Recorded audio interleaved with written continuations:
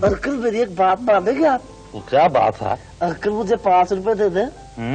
5 लो फिर 1 2 3 4 और जब कोई पूछे कि पाकिस्तान में तख्लीक होने वाले यादगार कैरेक्टर्स में से कौन से नाम नुमाया हैं, तो एक नाम जहन में जरूर आता है और वो है अंकल सरगम का नाम। कई दहाइयों से अंकल सरगम पाकिस्तान में पपेट आर्ट की सबसे नुमाया मिसाल हैं। बच्चों के प्रोग्राम के लिए तख्लीक किया जाने वाला ये किरदार हर उम्र के लोगों में मकबूल हुआ। इस कठपुतली की जुबान से वो बातें भी कहलवाई गयी जो अमरीयतों के दौर में वैसे कहना मुमकिन नहीं था। ये बातें कहने वाले इस फिनोमिनल किरदार के खालिक फारूक कैसर थे। अंकल सरगम के हवाले से शोहरत पाने वाले फारूक कैसर आर्ट के शोबे में इस मुल्क का असासा हैं। अंकल सरगम के अलावा मासी मुसीबतें, हिगा, शर्मीली और रोला जैसे पपेट कैरेक्टर्स भी इन्हीं की तख्लीक हैं। फारूक कैसर ऐसे दरवेश सिफ्त इंसान हैं जिन्हें तमाम हुक्मरानों से मोहब्बत मिली, लेकिन उन्होंने कभी किसी की खुशामद न की और यही वजह है कि उन्हें हमेशा इज्जत और वकार की निगाह से देखा गया। एक पायलट बनने वाला शख्स जिस तरह फन की दुनिया में आया, ये दास्तान सुनाने के लायक है। फारूक कैसर की पैदाइश 1945 को लाहौर में हुई। उनके वालिदैन का ताल्लुक मुतवस्सत घराने से था। इंटरमीडिएट के बाद फारूक कैसर ने एयर फोर्स में भर्ती के लिए अप्लाई किया क्योंकि उन्हें हवाबाजी का बहुत शौक था। वो तहरीरी इम्तिहान में पास हो गए, लेकिन इंटरव्यू में उन्हें सिलेक्ट नहीं किया गया। इस इंटरव्यू से वापसी पर वो माल रोड से गुजरते हुए अचानक नेशनल कॉलेज ऑफ आर्ट्स में चले गए और दाखिले का टेस्ट दे दिया। टेस्ट में ड्राइंग और इंग्लिश का टेस्ट लिया गया। फारूक कैसर का अपना ख्याल था कि उनकी ड्राइंग अच्छी मगर इंग्लिश कमजोर है, जबकि इंटरव्यू लेने वाले पैनलिस्ट का कहना था कि उनकी इंग्लिश अच्छी मगर ड्राइंग कमजोर है। फारूक कैसर ने बहुत बहादुरी के साथ इस बात से इख्तिलाफ किया और अपनी बात पर डट गए। उनकी इसी जुर्रत से मुतासिर होकर उन्हें नेशनल कॉलेज ऑफ आर्ट्स में दाखिला दे दिया गया। फारूक 1970 में मुल्क के इस मायानाज इदारे से फाइन आर्ट्स में बैचलर्स की डिग्री लेकर निकले। ग्रेजुएशन के बाद रोजगार की तलाश का मसला दरपेश था। उस दौर में फाइन आर्ट्स से वाबस्ता लोगों के लिए रोजगार के ज्यादा मौके नहीं थे। ग्रेजुएशन के बाद एक रोज फारूक अपने कॉलेज में टेनिस खेल रहे थे जब फैज अहमद फैज की बेटी और फारूक कैसर के उस्ताद सलीमा हाशमी वहाँ से गुजरी और उनसे पूछा कि तुम ग्रेजुएट होने के बावजूद यहाँ क्या कर रहे हो। फारूक कैसर के सूरत हाल से आगाह करने पर वो उन्हें लेकर पाकिस्तान टेलीविजन चली गयी, जहाँ फारूक कैसर को बच्चों के प्रोग्राम अकड़ बकड़ का हिस्सा बना दिया गया। अकड़ बकड़ 70 की दहाई में पीटीवी का एक मकबूल पपेट शो था जो बच्चों के लिए नशर किया जाता था। फैज अहमद फैज की फैमिली ये प्रोग्राम तैयार करती थी। फारूक कैसर कुछ साल तक इसी प्रोग्राम में स्क्रिप्ट राइटर और पपेट मास्टर के तौर पर काम करते रहे। इस दौरान उन्हें गीत निगार के तौर पर काम शुरू करने का मौका भी मिला। उनका लिखा हुआ पहला गीत कोमल कोमल था, जिसे 1974 में नैयरा नूर ने गाया था। इस गीत को खासी पजीराई हासिल हुई और कई साल बाद नाजिया हसन ने इसे दोबारा गाया।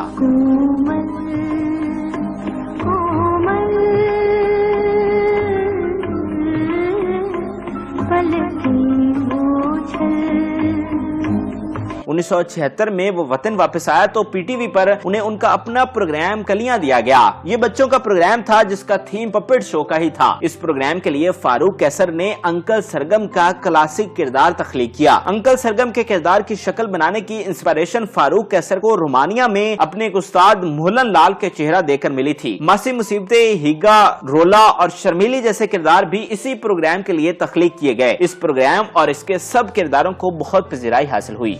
मेरी एक बात मानेंगे आप? वो क्या बात है? अंकल मुझे 5 रुपए दे दे।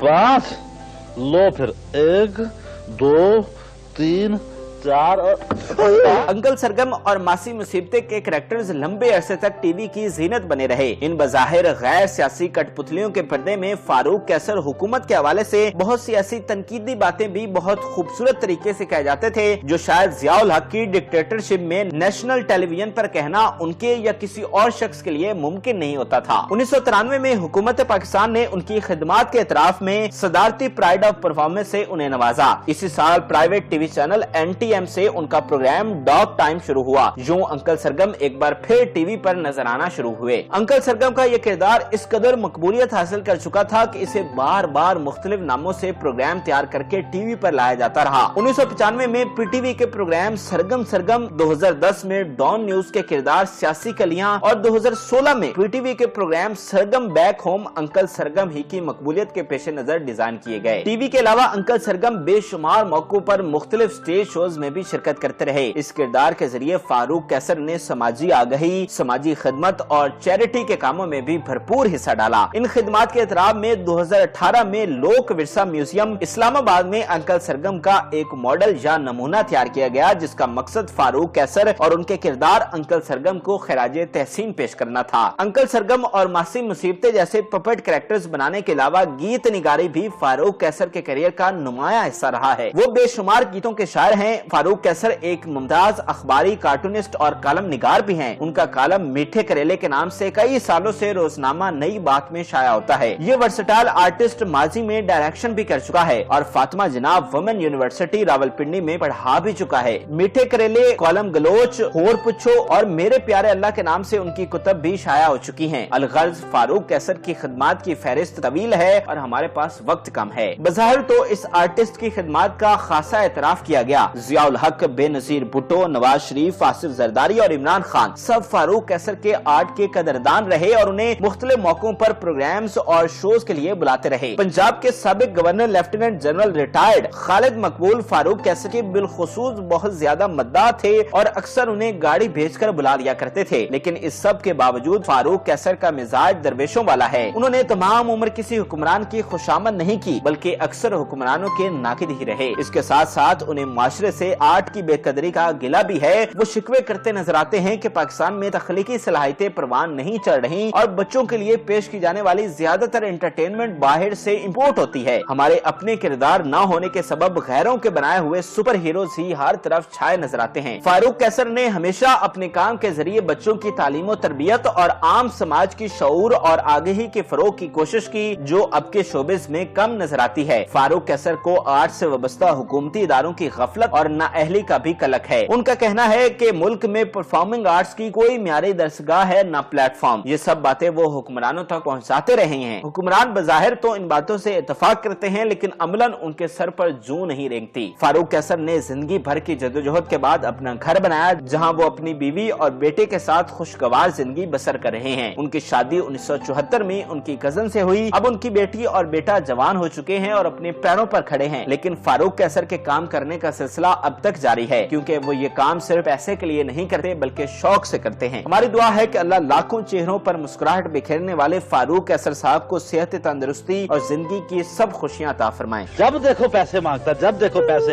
اور وہ جو تم پیٹرول میں ہیرا پھیری کرتے اس کا کیا حساب ہے؟